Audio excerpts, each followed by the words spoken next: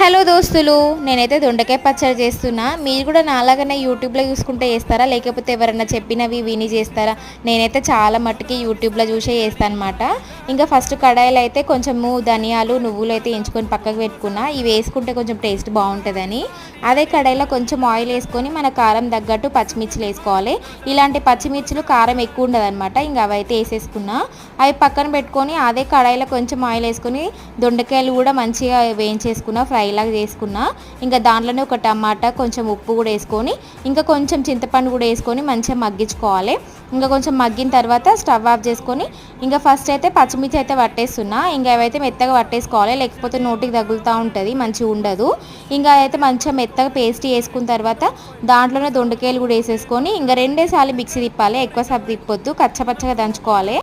లాస్ట్కి ఒక గిన్నెలు వేసేసుకొని పోసి పెట్టేసుకుంటే రెడీ అయిపోతుంది. వీడియో నచ్చితే సబ్స్క్రైబ్ చేసుకోండి.